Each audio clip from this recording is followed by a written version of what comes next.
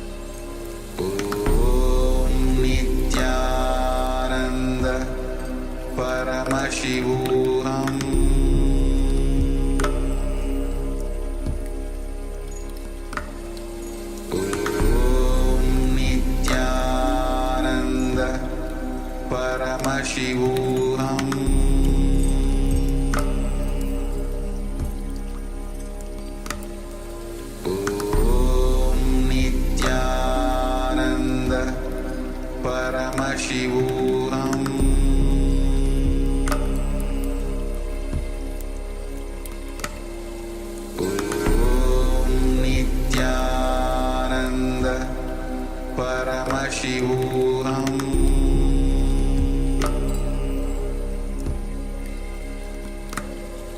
Om Nithyananda Paramashivoham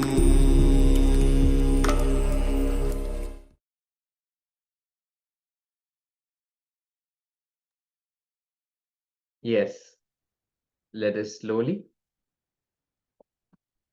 open our eyes, remove the eye bands. If you've had a piece of cloth around your eyes, please untie.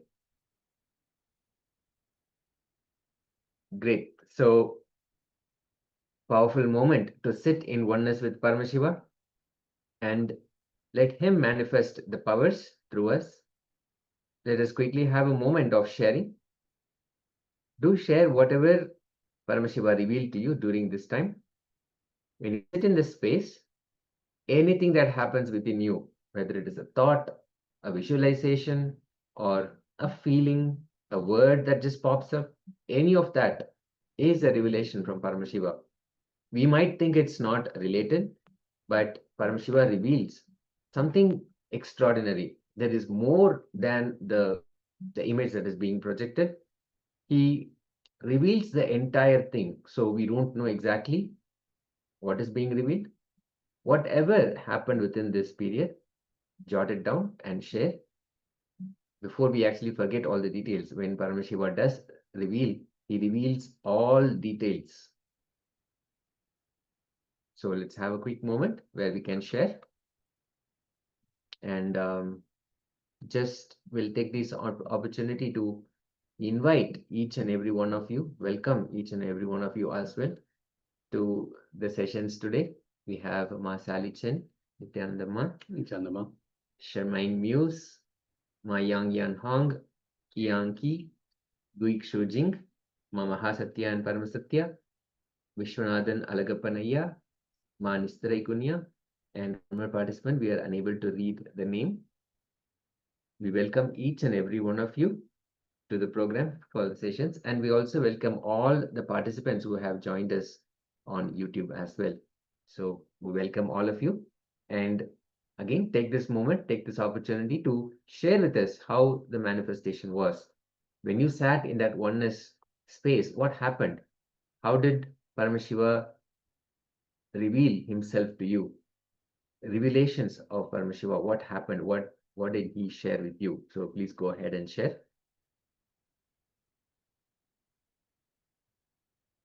Yes, and we have on YouTube, we have a couple of people. We have SN that's showing Namaskar, Nithyananda, welcome. Good to have you with us.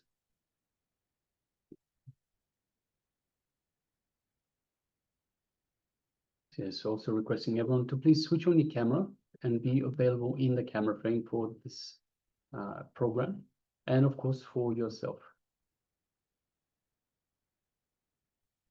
When you are on the camera and when you are available, we can communicate with you, we can guide you, we can support you. And if you have any questions, we can address them immediately. So the acharyas are available throughout the day and throughout the time for assisting you and sharing with you this journey.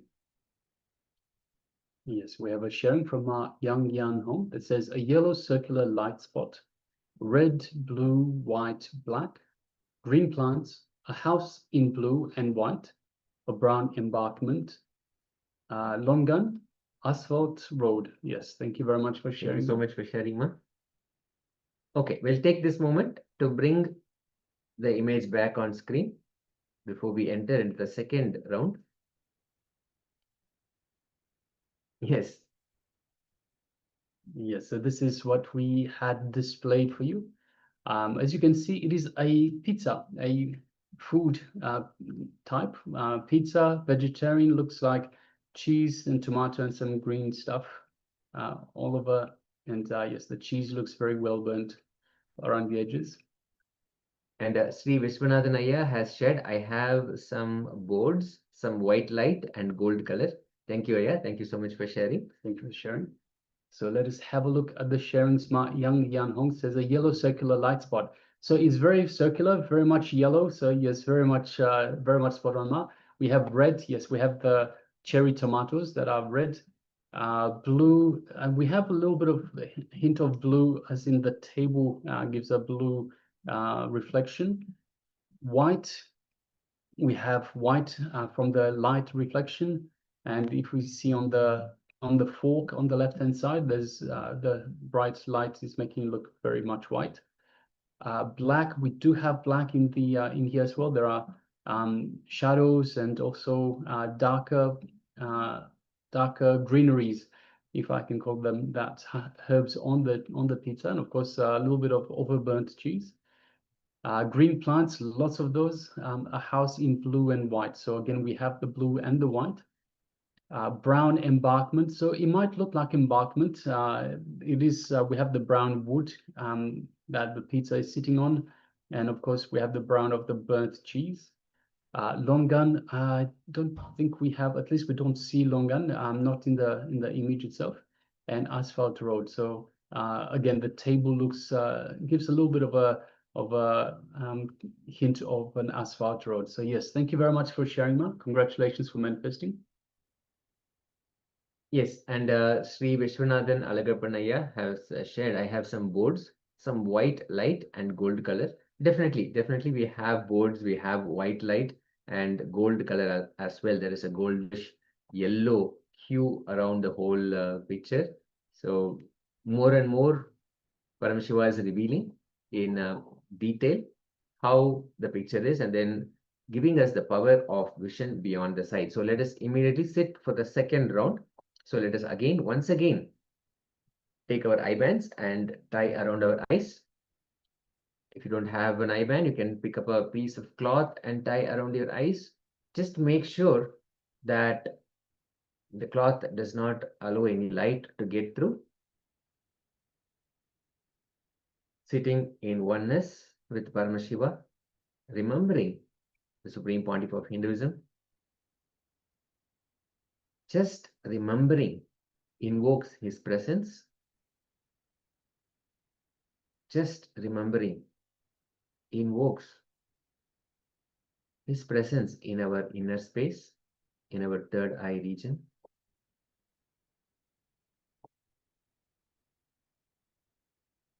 In that space, let us chant the Mahavakya intensely, which again and again brings us to that space of oneness.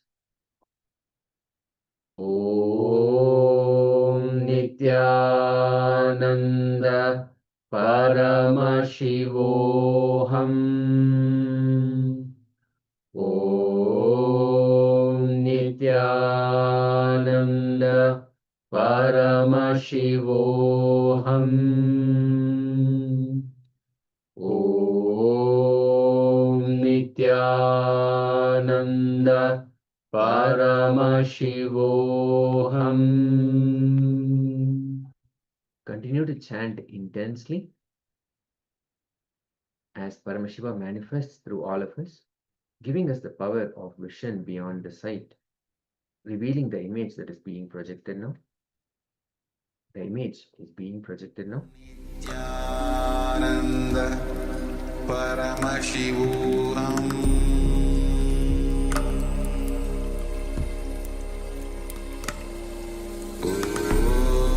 Nithyananda Paramashivoham.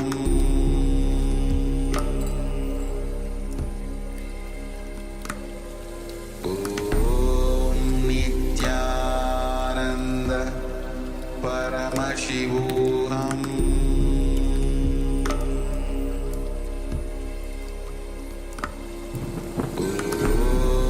Nithyananda Paramashivoham.